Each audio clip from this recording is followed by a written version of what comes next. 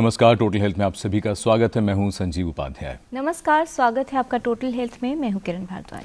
अक्सर लोग समझाने के लिए ये कहते हैं कि हमारा शरीर एक मशीन की तरह है और ये मशीन जैसे जैसे पुरानी पड़ती जाती है इसमें कुछ न कुछ समस्याएं होती जाती हैं। लेकिन बहुत लोगों ने ये भी देखा है कि अगर पुराने होती हुई इस मशीन की अगर हम बात करें तो शायद कभी कभी ये लगता है कि मशीन और इंसान में कुछ समानताएं शायद होती होंगी, लेकिन मनुष्य का शरीर बिल्कुल अलग है। होता यह है कि जब रिसर्च से, शोध से हमें पता चलता है कि क्या परिवर्तन हो रहा है तो हम कई बार हैरानी में पड़ जाते हैं।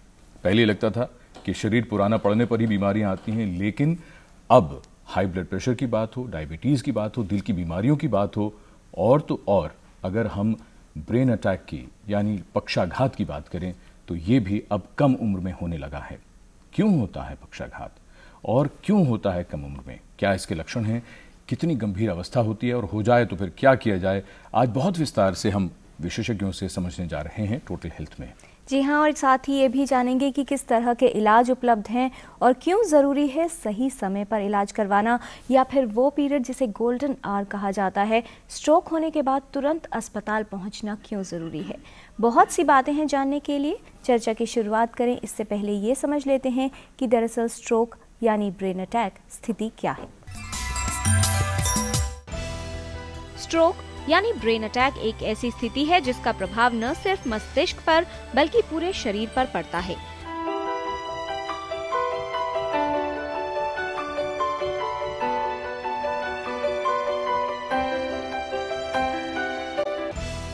मस्तिष्क को सामान्य रूप से कार्य करने के लिए रक्त की आवश्यकता होती है। हृदय हमारे पूरे शरीर में ऑक्सीजन युक्त रक्त का संचार करता है।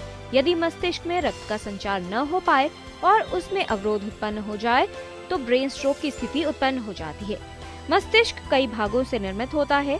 मस्तिष्क का प्रत्येक भाग शरीर द्वारा की जाने वाली विभिन्न क्रियाओं को नियंत्रित करता है। आमतौर पर स्ट्रोक या ब्रेन अटैक हृदय से मस्तिष्क को जाने वाली खून की नली में क्लॉट यानी खून का थक्का जमने से उत्पन्न अवरोध के कारण होता है। इस अवस्था में मस्तिष्क में रक्त प्रवाह नहीं हो पाता और मस्तिष्क के प्रभावित भाग द्वारा की जाने वाली क्रियाएं बाधित हो जाती हैं। स्ट्रोक हो जाता है तो हमारे शरीर का एक हिस्सा काम करना बंद कर देता है।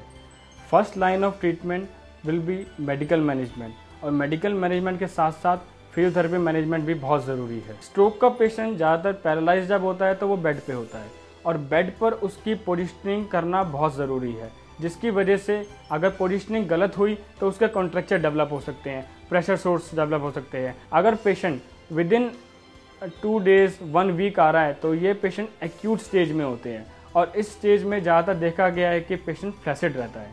तो फ्लैसिड रहने का मतलब क्या होता है कि पेशेंट के हाथ में, पैर में कोई मूवमेंट नहीं है, तो वो पैसिव मूवमेंट हमें करानी पड़ेगी।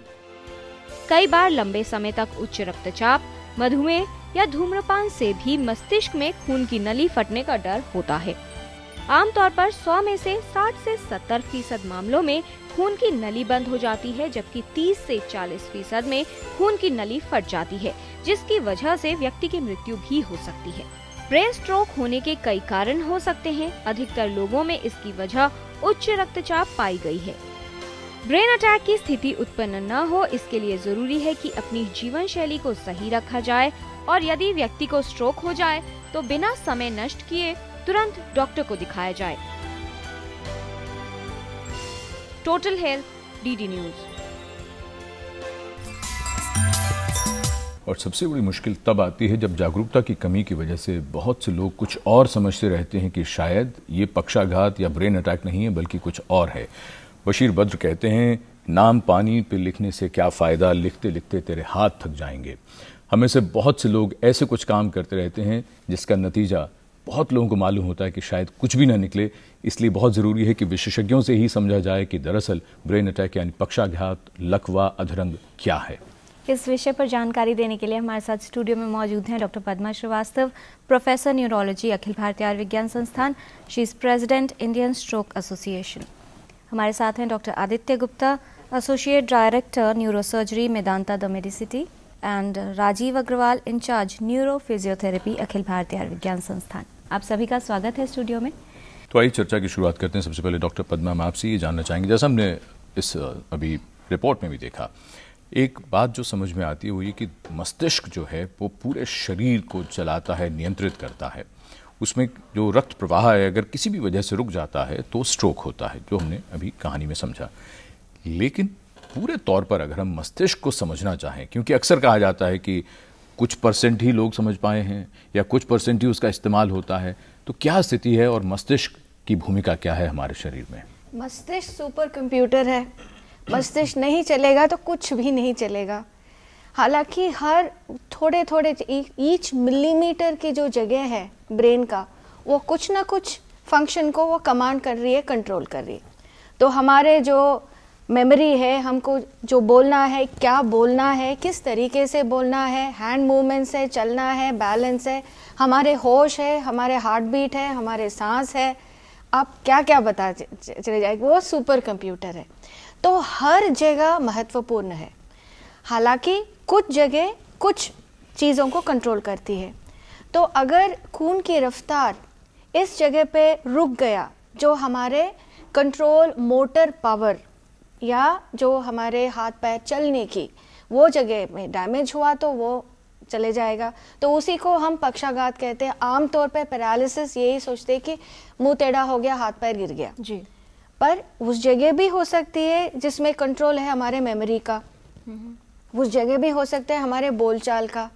तो बंदा जो है, जो ठीक ठाक बोल रहे, क्षणों में वो बोलना बंद कर देगा, या जो आप पूछ रहे हो वो उसको समझ में नहीं आएगी, या कुछ कुछ बोलेगा जो लगता है कि एकदम से पागल हो गया। तो वो कंट्रोल भी तो एक तरह के पक्षाघाती हुआ। या ऐसे हुआ कि बड़े जोर से चक्कर आ गया या हमारे बैलेंस बिगड़ गया।